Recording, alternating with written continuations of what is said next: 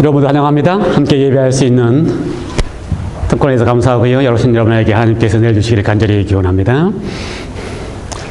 우리 강교사님 함께 오셔서 감사합니다. 우리 특별히 우리 강교사님 아들 우리 중구가 엄마의 또 소원처럼 함께 예배할 수 있도록 기도해 주시고요. 특별히 또 우리 릴레이 기도 리스트에 친구를 위해서도 기도할 수 있도록 기도 제목에 넣어주시기 바랍니다. 우리 계속해서 함께 마태복음 시리즈 하겠습니다. 오늘은 몇 장입니까? 마태복음 20장입니다. 여러분께서 반응을 빨리빨리 잘하셔야 제가 말이 빨라지고 저는 이렇게 말이 좀 빨라야 이렇게 머리가 빨리빨리 돌아가는 것 같아요. 말이 늦어지면 머리가 빨리빨리 안 돌아가요. 그러니 여러분이 반응을 잘하셔서 제가 말이 빠를 때는 저는 이렇게 합니다. 제가 하도 말을 빨리 하고 설교를 빨리 하니까 제가 유튜브에 들을 때에 제가 유튜브의 속도를 조절해요. 여러분 그거 아세요? 유튜브에 속도를 조절할 수 있는 거? 거기 보면은 유튜브의 속도를 조절할 수 있어요. 그래서 말이 느리는 사람은 속도를 좀 느리게 들을 수 있고, 말이 빠른 사람은 속도를 좀 틀렸네. 말이 느린 사람은 속도를 좀 빨리 해서 들을 수 있고, 말이 빠른 사람은 속도를 좀 늦춰서 들을 수가 있습니다. 제 설교 들을 때는 속도를 좀 약간 늦추는 것도 나름대로 효과가 있어야 생각이 됩니다. 어쨌든 또 오늘도 가겠습니다. 우리가 예수님 이 마태복음 시리즈를 할 때에 예수님께서 공생애를 사시면서 이렇게 중요하게 했던 시리즈별로 마태복음이 전개되었습니다. 뭐 이렇게 공생의 순서대로 전개된 게 아니고 예수님이 중요하게 하셨던 사건 중심으로 전개됐어요. 그래서 1장부터 4장까지는 예수님의 어떤 장면이요? 아들로서, 그렇지, 하나님의 아들, 사람의 아들로서 침례받을 때 하나님의 아들이 되시고 또 사람의 아들로서 태어나셨다가 이런 모든 이야기를, 아들에 대한 이야기를 1장부터 4장까지 했습니다. 5, 6, 7장은 뭐예요? 예수님께서 처음으로 갈릴리에 가셔서 설교를 하시면서 설교자로서 우리가 잘 아는 산 위에서의 설교, 산상호원의 설교를 하시는 장면이 5장, 6장, 7장입니다. 8장, 9장은요? 예, 치료하시는 예수님. 아주 하셨습니다. 그 다음에 10장, 11장, 12장까지는요? 예수님께서 리더로서 제자들을 파송하셨습니다. 거저 받았으니 거저 주어라. 그리고 이제 우리가 이번에 하는 주제는 13장부터 20장까지 예수님께서 특별히 교사로서 가르치는 장면이 13장부터 20장까지 등장을 합니다. 오늘 20장 마지막 마치는데요. 특별히 18장, 19장, 20장은 예수님께서 그동안 갈릴리에서 봉사하던 1년 반의 봉사를 마치고 AD 30년 가을에 예루살렘으로 올라가기 시작했습니다. 그렇죠? 예루살렘으로 올라가셨어요. 그래서 제자들에게 내가 예루살렘에 올라가면 고난을 당하고 죽었다가 3일 만에 부활한다는 이야기를 반복해서 합니다. 그런데 제자들은 그 이야기를 할 때마다 다르게 알아들어요. 그렇죠? 예루살렘에 올라가면 그건 무엇이다? 하나님께서, 예수님께서 당신의 나라를 세울 것이다. 그러므로 거기에서 누가 크냐? 또 거기에 오른편, 우편, 예수님 보좌에 앉으시면 왕국을 세우시고 보좌에 앉으면 오른편, 우편에 누가 앉으냐? 이거에 관심이 더 많았어요. 그렇죠? 그래서 예수님께서 갈릴리를 떠나시면서 AD 30년 가을부터 시작해서 AD 31년 봄 6월절까지 갈릴리를 떠나서 6개월 동안 예루살렘으로 올라가면서 그 길에서 뭐라 그래요? 로상, 그렇죠? 한자로. 가는 길 위에서 예수님이 가르치신 이야기가 18장, 19장, 20장에 예수님이 가르치십니다. 알겠어요? 네, 그래서 예수님의 가르치는 것 가운데서 가장 긴 가르침이 마태복음 18장, 19장, 20장이에요.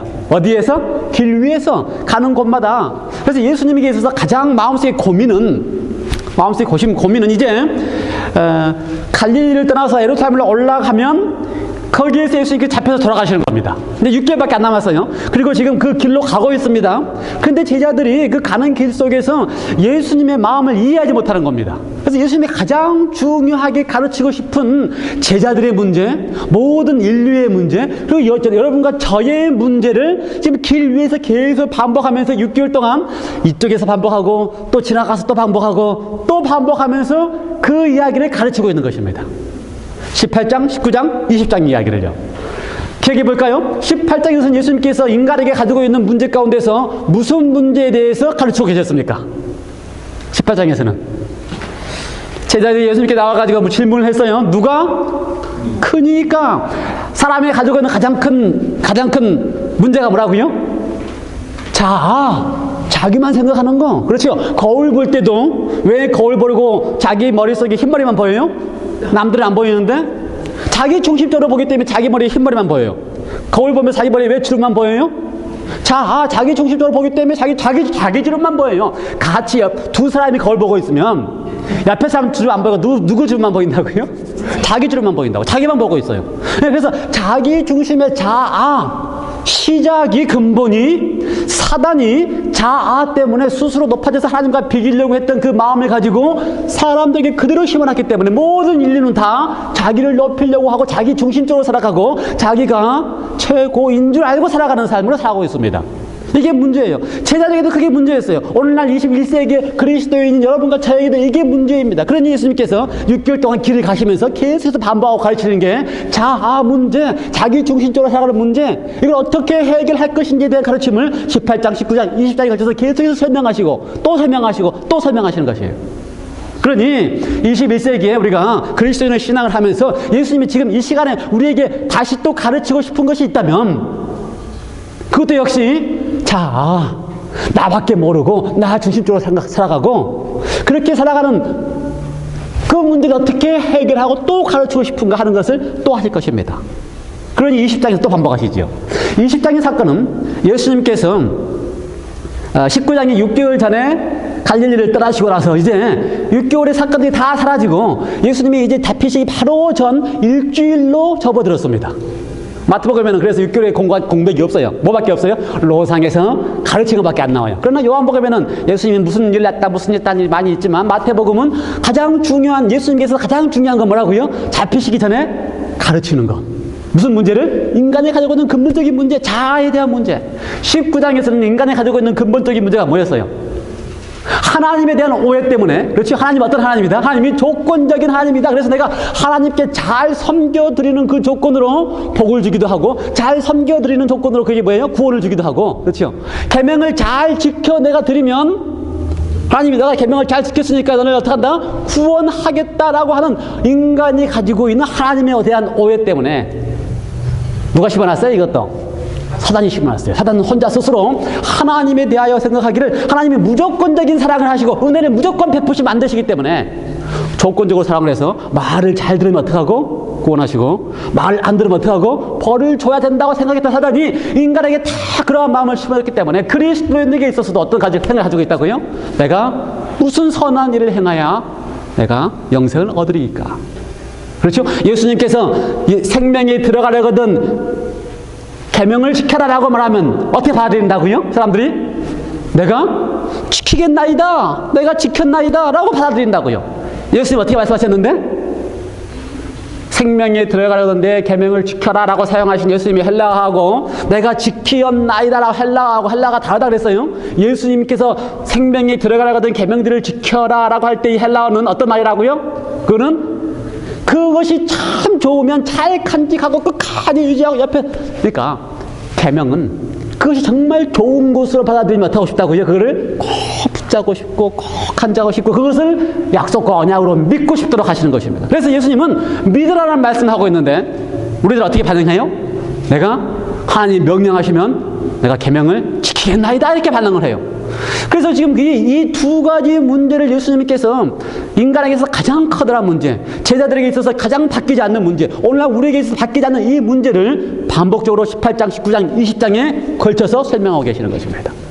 그래서 20장의 사건을 가만히 읽어보면요. 17장, 17절, 18절, 19절의 사건을 그 설명을 중심으로 두 이야기가 등장합니다. 20장 17절, 18절, 19절에 무슨 이야기가 등장해요? 예수님께서 예루살렘에 올라가셔야 된다. 올라가신다. 예수님께서 예루살렘에 올라가신다는 이야기를 두 번이나 하면서 예수님이 이제 올라가시면 무슨 일이 일어난다? 잡히시고 그 다음에 고난을 당하시고 그 다음에 죽으신다는 이야기를 17절, 18절, 19절에 다시 반복합니다. 이 중요한 순간에 예수님께서 그 전에 이야기하고 그 후에 이야기를 거쳐서 역시 또 두 가지의 인간에게 가지고 있는 문제를 다루는 겁니다. 첫 번째 사건은 무슨 이야기였어요? 포도원 주인에 대한 이야기를 통해서 어떻게 하면 우리가 구원을 얻는가, 어떻게 하면 구원받는 사람들의 삶을 살아가는가에 대한 이야기를 하고 있고, 그 다음에 두 번째 이야기 어떤 이야기예요? 세베대의 두 아들이 예수님의 보좌의 좌우편에 앉게 해달라고 하는 이야기를 통하여 뭐라 그럽니까? 어떻게 하는 것이 하나님의 보좌의 좌우에 앉는 것인지에 대한 이야기를 다시 설명하십니다. 그것이 인간이 가지고 있는 그 두 가지 문제를 또다시 반복하시면서 18장, 19장, 20장에 반복하시면서 말씀하고 싶으신 거예요. 이해가 됐어요?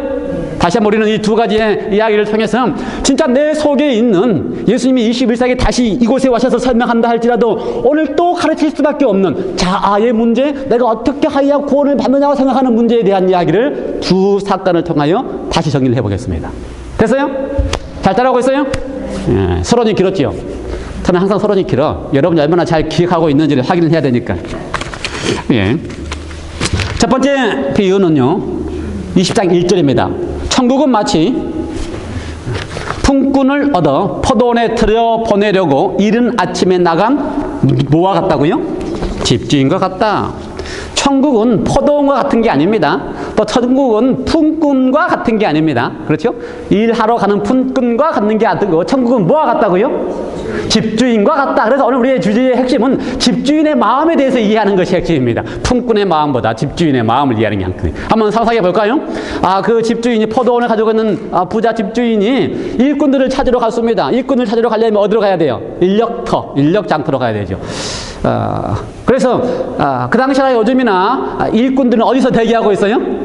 시장터에서 대기하고 있어요. 그래서 이 주인이 아침 일찍 새벽에 가서 해질 때 가서 거기에 있는 모든 일꾼들을 다 불러다가 어디로 보냈습니까? 자기 포도원으로 보냈습니다. 약속을 하고 보냈어요.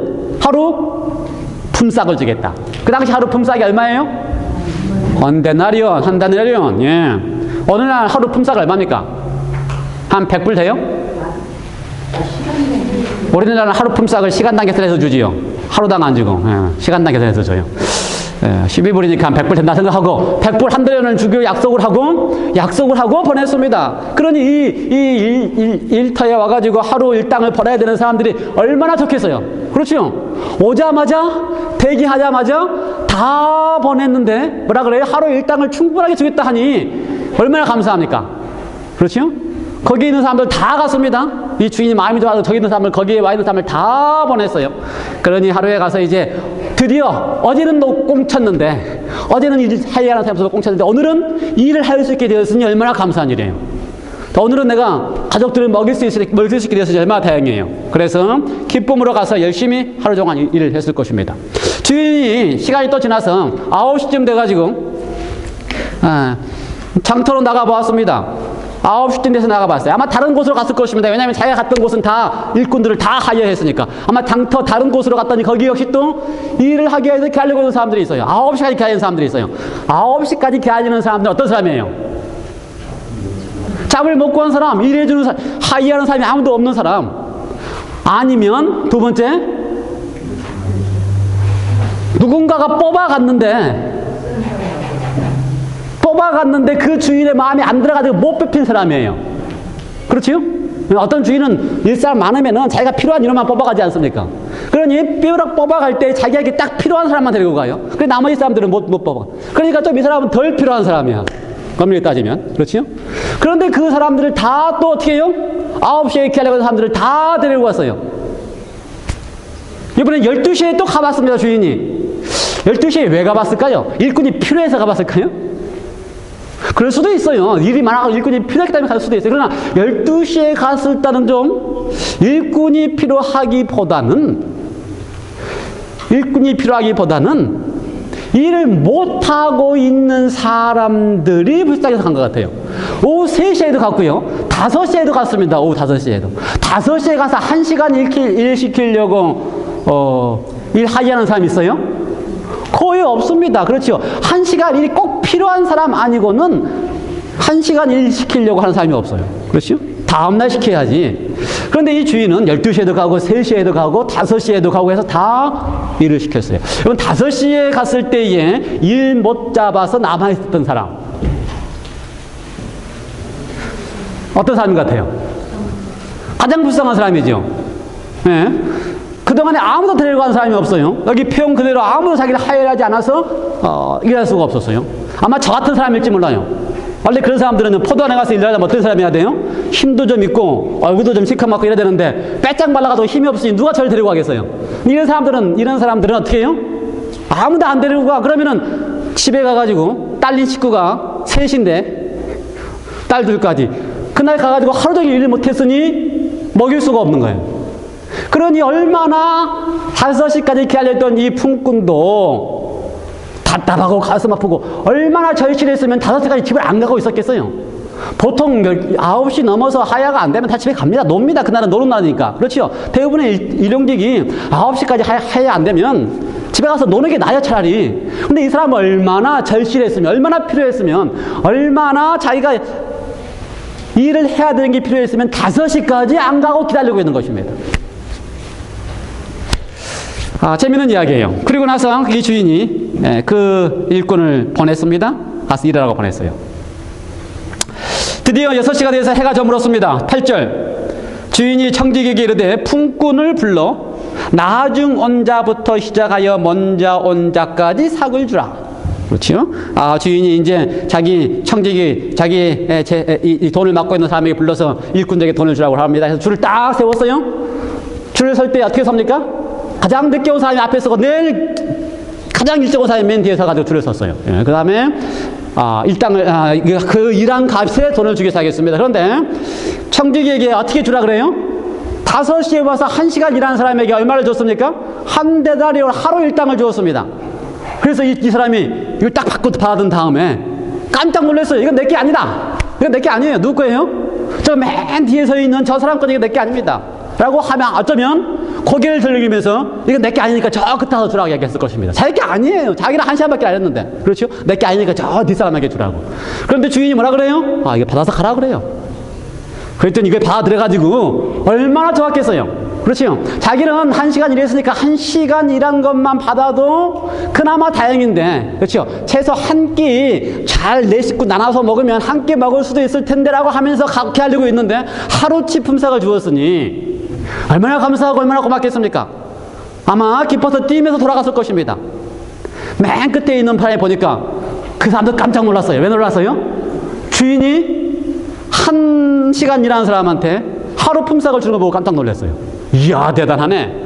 그 다음에 이제 오후 5시에 왔으니까 6시, 아니죠. 3시에 왔으니까 4시, 5시, 3시간 일하는 사람이 왔어요. 그 사람에게 얼마 줘요? 조금 더 줘요? 똑같이 한 대를 줬어요. 이 사람도 고마워. 왜? 자기는 3시간밖에 안 했기 때문에. 그렇죠. 12시에 일하는 사람에게도 한 대를 줬어요. 이 사람도 고마웠을까? 고마웠을 것 같아요? 글쎄요. 지금도 고민이 생겨요? 지금도 고민이 생겨요? 글쎄요. 12시에 온 사람도 글쎄요 오면은 아침 6시에 온 사람 어떻게 해요? 말이 안 되고 입이 나와요? 그러니 여기에서도 10절에 먼저 온 자들이 와서 더 받을 줄 알았더니 저희도 한 데나리온씩 받은지라. 받은 후 집주인을 원망하여 가로되. 입이 나와요. 원망해요. 12시부터서 글쎄요 하는데 아침 6시에 온 사람들은 정말 입이 안 나오겠어요? 원망 안 하겠어요? 근데 이게 원망하는 게 당연하다 생각하고는 여러분과 제가 문제예요. 여러분과 제가 문제라니까요. 저도 그렇게 생각했어요.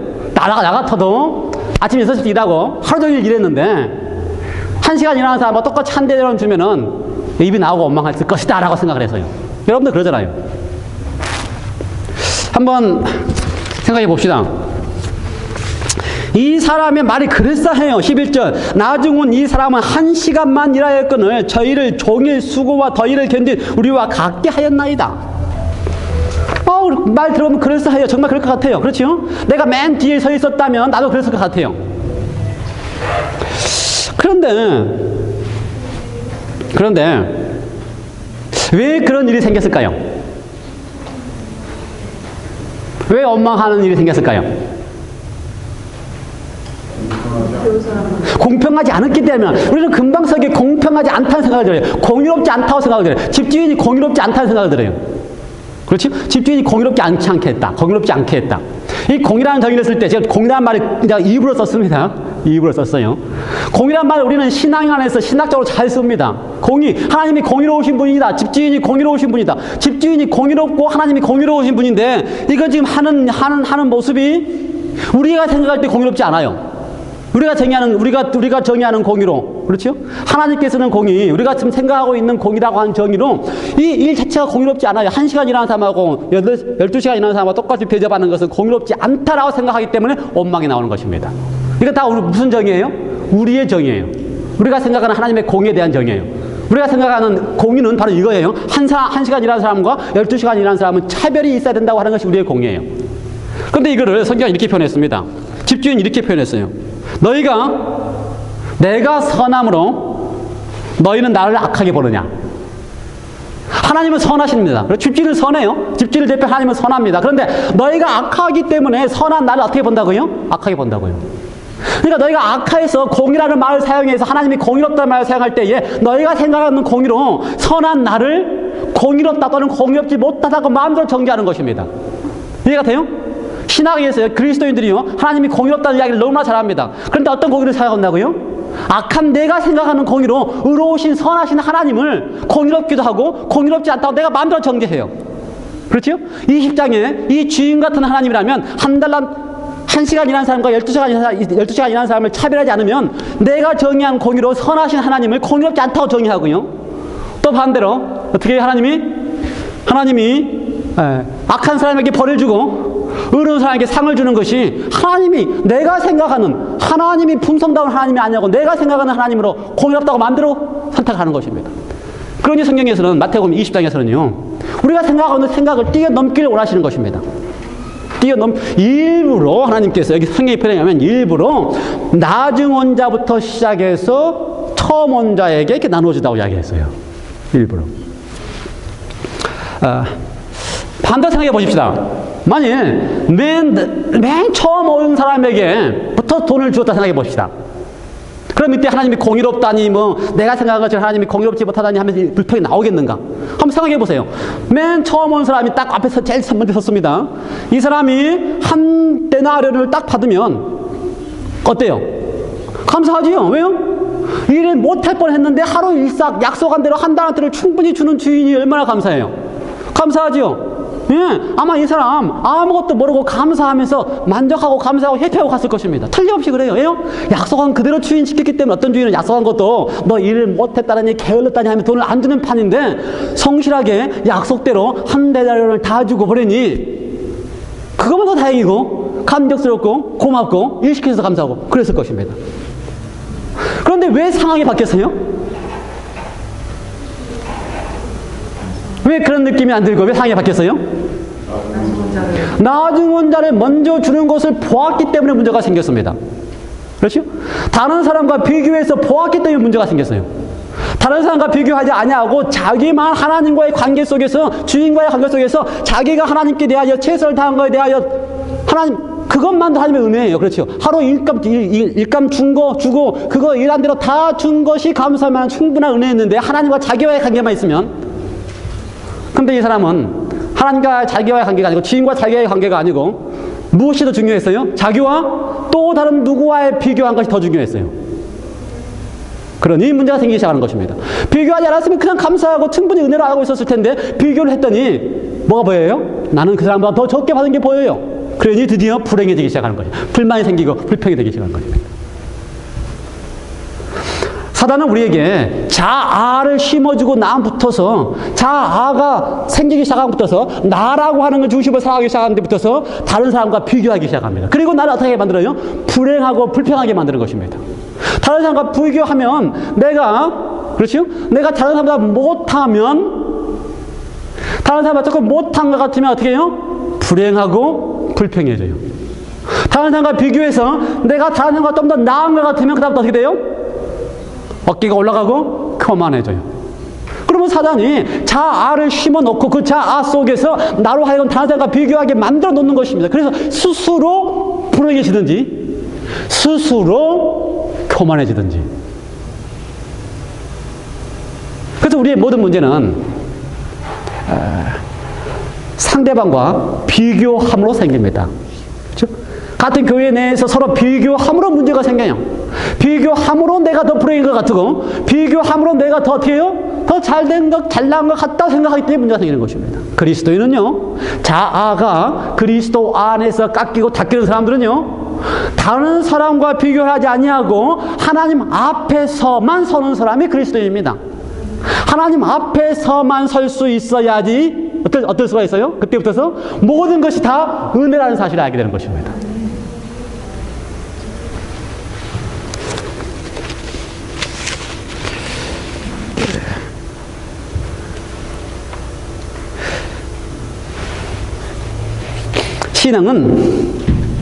신앙은 하나님의 앞에 서서, 다른 사람 앞에 서서 비교하는 게 아니고 오직 하나님 앞에 서서 하나님이 나에게 베푸신 은혜를 알고 살아가는 것이 신앙입니다.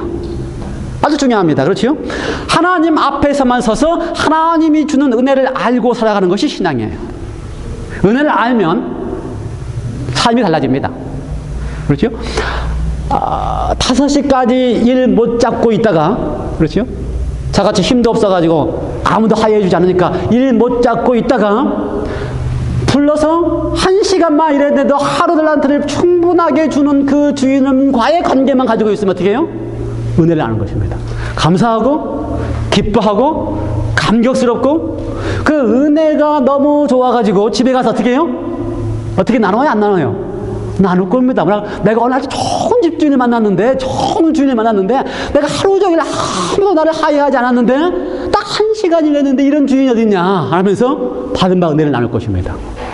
은혜를 은혜로 알면 모든 것이 달라집니다. 삶이 달라집니다. 기뻐지고요, 감사해지고요, 받은 바 은혜를 크든 작든지 간에 은혜로만 느끼게 되면 나누는 것입니다. 그래서 예수님이 뭐라 그랬어요? 12장에 내가 거저 받았으니 거저 주어라. 예, 그렇습니다. 은혜를 은혜로 알고 살아가는 사람이야말로 신앙입니다. 은혜를 모르는 사람은 어떻게 할까? 은혜를 모르는 사람 반대로. 은혜를 모르는 사람은요, 자기가 한 신앙의 모든 것들이 다 뭐로 느껴져요? 희생으로 느껴집니다. 수고로 느껴집니다. 고난으로 느껴집니다. 그래서 내가 하나님을 위해서 뭔가 수고하고 고생하고 땀 흘렸다고 생각하는 것입니다. 모든 그리스도인은 똑같이 합니다. 그렇죠? 그리스도인이 된 순간부터 똑같이 해요. 그런데 은혜를 아는 사람은 똑같이 한 일이 어떻게 느껴져요? 하나님의 은혜로 나는 할 수 없었던 사람인데 1시간의 일을 줬으니 감사하게 느끼지만, 은혜를 모르는 사람은요, 똑같이 한 일 어떻게 느낀다고요?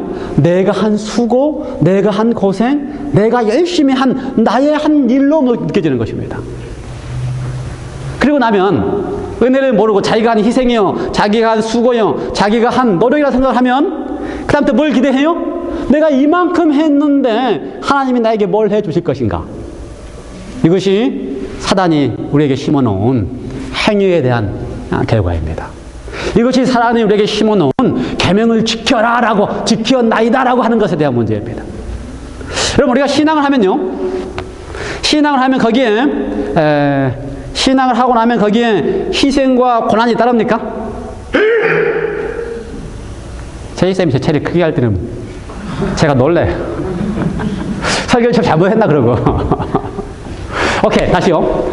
제가 질문 뭐라고 질문했어요? 우리가 신앙을 열심히 하면 신앙을 하는 것이 우리에게 희생과 고난입니까? 어떻게 대답하고 싶어요? 희생과 고난이다? 네. 그럴 수도 있다? 될 수도 있다? 시대에 따라서 어떤 사람은 순교한 사람도 있었으니까요. 네, 순교한 사람도 있었으니까.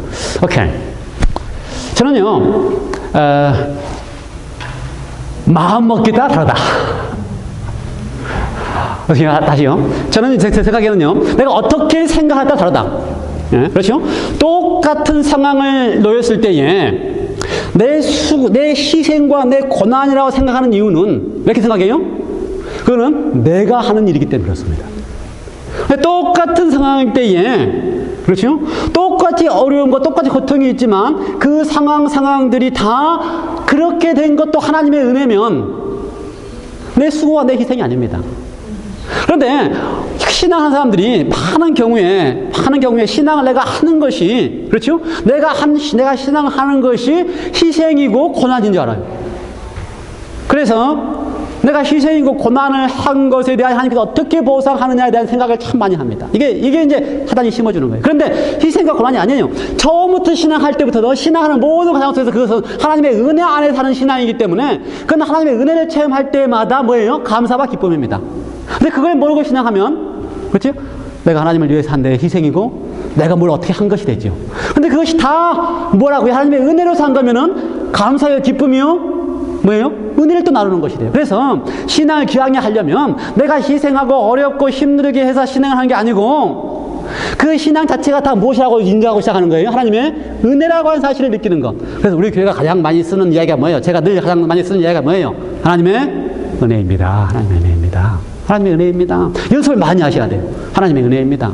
그렇죠? 그러니까 우리 윤호사님 몸이 아파가지고 아침마다 몸이 아프다는 얘기 할 때마다 몸이 아파. 옆에 가서 뭐라 그래요? 하나님의 은혜입니다. 돼요, 안 돼요?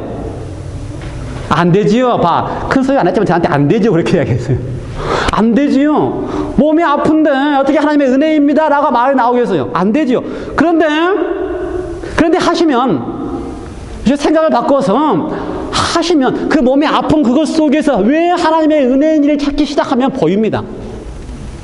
안 찾으면 절대 안 보여요.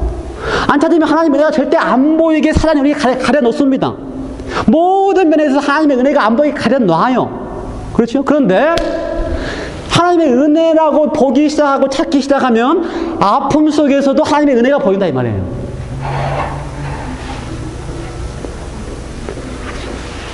이해가 돼요? 하나님의 은혜를 찾는 연습을 하셔야 돼요. 모든 것이 하나님의 은혜라고 고백하는 연습을 해야 돼요. 그래서 아무리 나에게 절망적이고 어려운 순간이라 할지라도 그것이 내가 하는 희생이 아니고 하나님의 은혜라고 하는 고백을 할 때에서 비로소 그리스도의 삶의 모습이 나타나는 것입니다. 기쁨, 감사, 그 다음에 뭐가 나와요? 은혜를 나누는. 그래서요, 이 이야기의 핵심은 내가 어떻게 살아가느냐 하는 것입니다. 여기 이렇게 설명했어요. 그 주인이 그중 한 사람에게 대답하여 가로되 친구여, 아주 멋있게 불렀습니다. 아주 부드럽게 불렀습니다. 원망하고 있는 사람에게 친구여, 원망하고 있는 품꾼에게 내가 내게 잘못한 것이 없노라. 내가 한 데나리온을 약속하지 아니하였느냐. 나중은 사람에게 너와 같이 주는 것이 내 뜻이니라. 나중은 사람에게 나와 같이 주는 것이 내 뜻이니라. 내가 내 뜻대로, 그리고 그 다음에 또 나오지요. 내가 내 것을 가지고 내 뜻대로 할 것이 아니냐. 15절. 내가 선함으로 너가 나를 악하게 보느냐. 내 뜻대로 한다. 내 뜻대로 한다. 하나님께서는 하나님 뜻대로 하시는 분이십니다. 그런데 이것도 사람들이 악하게 읽어요. 어떻게 악하게 읽어요? 악함으로 악하게 읽습니다. 하나님이 뜻대로 하시는 분이시기 때문에, 하나님이 전능하신 분이고 하나님이 절대자이시고 하나님은 우주의 통치자이시기 때문에 하나님이 원하시면 원하는 대로 할 수 있다라고 읽어요. 하나님 마음대로 할 수 있다고 읽어요. 뜻대로 마음대로 할 수 있다고 읽어요. 그래서 어떻게 해요? 구원하고 싶은 사람은 구원하고, 구원하고 싶지 않은 사람은 멸망하는 것이 하나님의 뜻이라고 읽습니다. 악하게 읽어요. 하나님이 어떻게 안 읽고? 하나님의 뜻대로 안 읽고, 선하다고 하는 하나님의 뜻대로 안 읽고, 우리가 악하기 때문에 하나님의 뜻도 악하게 읽어서 하나님이 하고 싶은 대로 구원할 자와 구원하지 않을 자를 선택해서 한다고 이렇게 읽습니다. 그런데 하나님은 내 뜻대로 하실 때에 뜻은 어디에서 나옵니까? 그 사람의 의지지요. 의지는 어디에서 나와요? 그 사람의 속에서 나옵니다. 마음에서 나옵니다. 그렇죠? 마음 속은 그 사람의 뭐예요? 그 사람의 생각과 마음, 모든 것은 그 사람의 본질을 가지고 있는 것이에요. 그 사람의 본질이 그 사람의 마음 속에서 생각한 것이 그의 뜻에서 나옵니다. 그렇다면 하나님의 마음 속에 있는 본질은 뭡니까? 늘 하는 이야기잖아요. 하나님의 마음속에 있는 본질은 뭐예요? 사랑. 네, 사랑. 그래서 그 사랑, 그 본질, 사랑의 그 본질대로 뜻이 나오는 것입니다. 사랑은 어떤 사랑? 우리가 아는 것처럼? 사랑은 어떤 사랑이요? 무조건적인 사랑의 그 본질 그대로 나오는 것입니다. 그런데 무조건적인 사랑은 우리가 쓰는 이야기고, 신학에서는 무조건적인 사랑을 어떻게 표현하는지 아세요? 무조건적인 사랑을 신학적으로 표현하면 뭐라 그런다고요? 은혜라고 말이다. 은혜. 우리는 은혜라는 말을 쓰는데, 은혜라고 하는 것은 뭐예요? 그가 받을 가치도 없지만 무조건적으로 사랑을 베풀었기 때문에 그게 은혜예요. 아시겠어요? 그러니 우리가 가장 중요시하는 은혜, 그렇죠? 1시간밖에 안 했어도 하나님의 절대적인 주권 안에서 하나님의 뜻이, 본성이 사랑이기 때문에, 무조건적인 사랑을 하는 분이시기 때문에, 무조건적인 사랑을 하시기 때문에, 은혜를 베푸시는 분이기 때문에, 그렇죠? 1시간 일하는 사람에게도 은혜를 베풀어서 하루치 품삯을 주시는 하나님이 하나님 뜻대로 하신다 이 말입니다. 그건 얼마나 다행스럽습니까? 하나님이 우리가 아는 것처럼 우리가 알고 신앙하는 사람들이 아는 공의대로 하면, 그렇죠? 우리 가운데 하나도 하나님께 대하여 한 데나리온 받을 사람이 없어요. 그런데 하나님이 우리가 알고 있는 공의로 하지 아니하고 하나님 품성에 맞는 공의로, 하나님의 품성에 맞는 사랑으로 우리를 대하시기 때문에 우리가 비록 1시간 일했어도 우리에게 하루치 품삯을 주시는 은혜를 베푸시는 분이시고, 내가 아무것도 한 게 없어도 하나님이 나를 이렇게까지 하시는 분이라고 내가 믿기만 한다면, 그런 하나님이고 그런 공의를 베푸시는 분이라고 믿기만 한다면 나를 구원하시는 분이시기 때문에 그 모든 것이 하나님의 은혜라는 사실을 성경은 가르치고 있습니다. 그렇습니다. 내가 무엇을 하여야 구원을 얻습니까? 내가 무엇을 하여야 구원을 얻습니까? 라는 질문은 틀린 질문입니다. 내가 하나님이 은혜로 구원하실 것을 믿습니다 라고 고백하는 것이, 나는 아무것도 아니지만, 나는 아무 가치가 없지만 하나님의 은혜로 1시간밖에 일을 안 하도록 불렀었음에도 불구하고 나를 구원하시는 하나님이시기 때문에 은혜로 부르셨음을 고백하는 것이 바로 은혜입니다. 은혜를 은혜로 알고 사시는 성도들이 되었으면 좋겠습니다. 두 번째 인간의 문제는 무엇입니까? 두 번째 인간의 문제는 높은 자리에 앉는 것입니다. 그렇죠? 세베대의 두 아들도 역시 예수님께 와서 무엇을 구하였습니다. 그래서 예수님이 너는 무엇을 구하자고 물었어요? 22절, 21절, 나의 두 아들을 주의 나라에서 하나는 주의 우편에 하나는 주의 좌편에 앉게 명하소서. 그래서 그 대답에 가라사대 너희 구하는 것을 너희가 알지 못하도다. 나의 마시려는 잔을 너희가 마실 수 있느냐? 자기가 말하되 어떻게 됐어요? 할 수 있나이다. 예수님이 마시려고 하는 잔을 저희가 마실 수 있는, 너희도 마실 수 있느냐? 그랬더니 뭐라 그랬다고요? 할 수 있나이다. 대답 잘했습니까? 대답을 알고 했을 것 같아요? 모르고 했을 것 같아요? 아무것도 모르고 잔 마시면 좋을 것 같아요. 무슨 잔? 예수님 보좌에 앉으면 무슨 잔을 마시지요? 보좌에 앉으면 그 축하잔도 마시고 잔을 마실 텐데 그 좌우에 앉아가지고 그 잔 또 마시면 진짜 좋겠지요. 그러니 그 잔을 나도 마시겠다라고 이야기했는데요. 아무것도 모르면서 예수님이 마시는 잔은 무슨 잔이에요? 예수님이 마시는 잔은 지금 이 말씀하신 다음에 일주일 후에 바로 잡히시기 전날 밤에 겟세마네에서 하실 수만 있으면, 아버지가 하실 수만 있으면 이 잔을 내게서 그런 잔입니다. 고난의 잔이고 죽음의 잔입니다. 그런데 그 잔을 예수님이 마시는 것을 예수님은 아시는데 제자들은, 그 두 제자는 그걸 몰라요. 그래도 뭐라 그래요? 내가 할 수 있나이다. 말 조심하셔야 돼. 그렇지. 아무것도 모르고 함부로 대답하면 큰일 나요. 그들이 아무것도 모르고 대답한 그대로 야고보는, 그렇죠?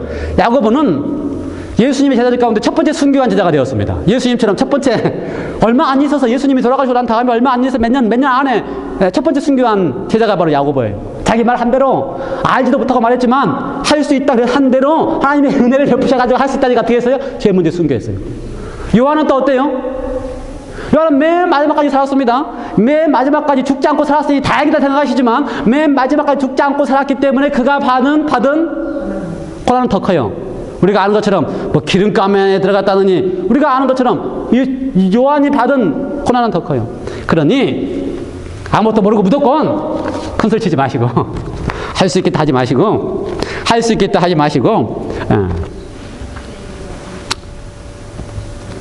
저희가 말하되 할 수 있나이다. 23절 가라사대 너희가 과연 내 잔을 마시려니와 내 좌우편에 앉는 것은 나의 줄 것이 아니라 내 아버지께서 누구를 위하여 예배하셨든지 그들이 얻을 것이다. 내 좌우에 앉는 것들은 누구를 위하여서 예배하셨든지 그들이 얻을 것이다. 아버지께서 좌우에 앉도록 예배하신 사람이 누구일까요? 그 예수님이 12제자도 아니면 누가 예수님이 그들을 좌우편에 앉게 하실까요? 12제자보다 희생을 더 많이 한 사람? 나중에 온 사람? 그럼 박사도님이네. 박사도님이 그거 제일 좋아해. 나중에 오는 거. 그렇죠? 세상에 할 거 다 하고 나서 늘 맨 마지막에 예수 믿는 사람 제일 좋아해. 박사도도 꽤 할 거 다 했어요. 그게 좋아하셔도 괜찮아.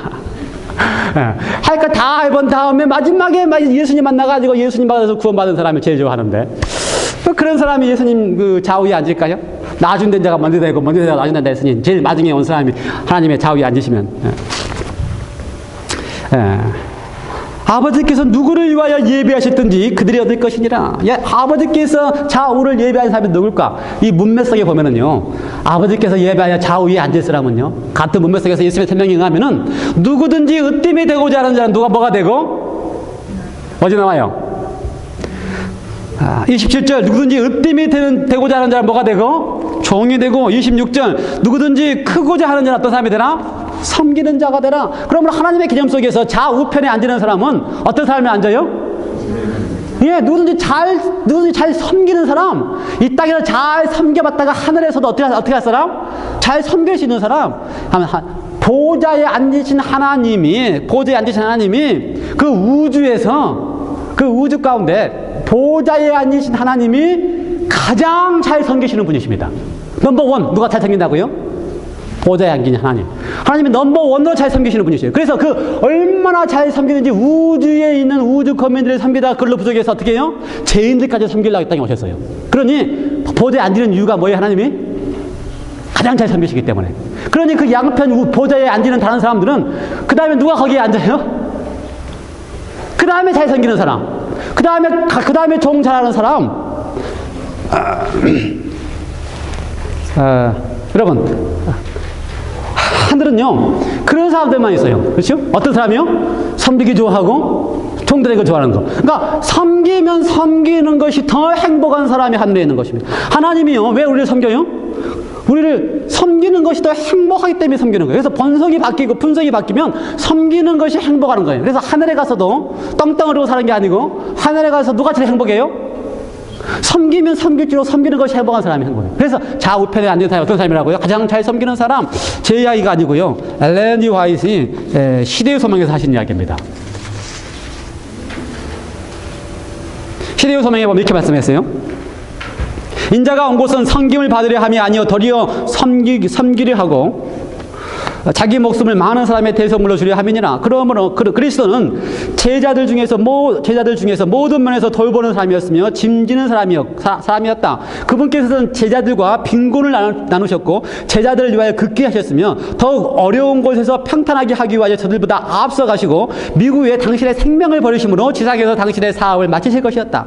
예수께서 행하신 원칙은 당신의 몸된 교회의 교인들이 행해야 할 원칙이다. 구원의 계획과 기초는 사랑이다. 그리스도의 나라에서 가장 큰 사람은 그분께서 끼치신 모본을 따르고 그분의 양물 위의 목자로 일하는 사람이다. 가장 좌우에 있는 사람 어떤 사람이라고요? 예수님처럼 돌보고 섬기고 또 어려움 속에서 또 나눠주고 하는 일이 몸에 배가지고 그것을 가장 잘하는 사람이 그런 사람이다. 그런데요, 그런 일을 실제로 성경 가운데 했습니다. 바울 이야기를 보면요, 바울은 그리스도의 생애의 정교의 영광을 마지막 말하면서 나는 모든 사람에게 자유한 사람이었지만 스스로 모든 사람을 위해서 종이 되었다. 그러니 하늘에 가서도 뭐해요? 모든 사람을 위해서 종하는 종노릇 하고 싶어 하는 거예요. 그렇죠? 나는 나의 유익을 구지 아니하고 많은 사람의 유익을 구하여 저희로 구원을 얻게 하려 했다. 그게 스타바 선생님의 고백이에요. 그리스도인들의 고백입니다. 그렇습니다. 우리는 누가 크냐 이야기하고, 우리는 누가 예수님 옆에서 가장 높은 자리에 앉으냐, 누가 많이 희생했냐, 희생한 사람이 많이 복을 받아서 예수님 오는 편에 앉겠지, 이렇게 생각하지만 하나님의 생각은 완전히 다릅니다. 하나님의 생각은 누구든지 크고자 하는 자는 섬기는 자가 되어야 되고, 누구든지 그렇죠? 으뜸이 되고자 하면 종이 되어야 한다. 이 세상은요, 사단이 존재하고 있는 이 세상은 다릅니다. 하나님의 세상과 달라요. 그렇죠? 세상이 존재하는 세상은 권력이 있는 사람이 힘이 있고요, 집권자가 저기를 임의로 마음대로 할 수 있고요, 그렇죠? 큰 사람들이 권세를 부려서 마음대로 할 수 있는 세상이 바로 이 세상입니다. 그런데 하나님의 세상은 달라요. 대인이면 대인이 될수록 어떤 사람이라고요? 섬기는 자고, 권세가 있으면 있을수록 어떤 사람이고요? 종이고. 그것이 바로 하나님의 정신이요, 하나님의 삶입니다. 우리 속에서 예수님이 마지막 가르치고 싶어 한다는 것이 무엇이냐? 예수님께서 그러한 삶을 사셨습니다. 28절 함께 읽어볼까요? 마태복음 20장 28절. 준비됐어요? 시작. 인자가 온 것은 섬김을 받으려 함이 아니요 도리어 섬기려 하고 자기의 목숨을 많은 사람을 대속물로 주려 함이니라. 인자가 온 것은 하나님이 보좌에 앉으셔서 섬기는 것이 가장 행복하시던 분이 또 그 보좌를 보러 이 땅에 온 것은 어떻게 하기 위해서? 하늘을 섬길 뿐만 아니라 심지어 죄인들까지도 섬기기 위하여 도리어 섬기려 하고 그것으로 부족해서 자기 목숨을 내어놓아서 대신 죽으셨다 이 말입니다. 하나님이 섬기는 것이 너무나 행복하기 때문에 자기 목숨까지 내어주셔서 우리의 선택으로 내가 나의 죄로 내가 죽기로 선택한 나를 대신해서 그분께서 죽기로 하셨기 때문에 대속물이 되셨습니다. 여러분, 제가 서론에 예수님께서 6개월 동안의 로상에서 한 설교 가운데 가장 중요하게 가르치고 싶었던 것이 무엇이었을까? 우리가 가지고 있는 인간의 문제, 자아의 문제, 자신이 높아져야 되고 자신이 인정받아야 되고 자신을 알아줘야만 행복한 우리들의 삶의 문제를 예수님께서 보시고 그게 아니야. 그리스도인은 섬기고 희생하고 종이 되고 목숨까지 내어주는 것이 그리스도이냐라고 하는 사실을 또 가르치시고 또 가르치시고 또 가르치시고 싶으셨습니다. 우리는 그리스도인 되는 순간부터 내가 하나님을 위해 뭔가 희생했다라고 생각하고 내가 이렇게까지 희생했으니 하나님 나에게 이렇게 주십시오라고 생각하고 있는 인간의 문제들을 보시고 아니야, 그렇지 않아. 너가 희생한 것이 아니고 매 순간순간마다 그것이 하나님의 은혜야. 은혜라고만 느끼면 그때부터는 기뻐하고 감사하고 감격할 수 있어. 제발 인자가 온 것은 섬김을 받으려 함이 아니요 도리어 섬기려 하고 자기 목숨을 많은 사람들의 대성물로 내어줬다고 하시는 주님의 말씀이 은혜가 되기를 간절히 기원합니다. 기도하시겠습니다. 하나님, 우리도 예수님의 제자들처럼 10년, 20년, 30년 신앙을 해도 여전히 자아가 살아있고 여전히 내가 한 희생과 일에 대하여 대가와 보상을 기대하는 신앙을 하고 있으니 주님께서 다시 또 반복해서 가르치고 싶어 하시는 주님의 모습이 보입니다. 오늘 우리에게 가르치시면서 인자가 온 것은 하나님이셨음에도 불구하고 섬기시는 것이 행복했던 것처럼 우리로 하여금 섬기는 것이 행복함을 맛보게 도우시옵소서. 하나님, 신앙하는 순간부터 희생이요 손해라고 생각하는 생각을 버리게 하시고 신앙하는 첫걸음 나를 부르시고 택하시고 대속하신 것이 은혜이므로 매 순간순간 살아가는 것이 은혜로 알고 살아가서 기뻐하며 감사하며 나누는 삶이 되게 하여 주시옵소서. 평생의 고민입니다. 제자들도 그랬고요. 우리도 그렇습니다. 비결은 성령 하나님 우리 속에 오셔서 우리를 바꾸어 주시면 가능합니다. 믿사오니 우리에게 성령을 은혜를 베푸셔서 우리를 바꾸어 주시옵소서. 예수님의 이름으로 기도드리옵나이다. 아멘.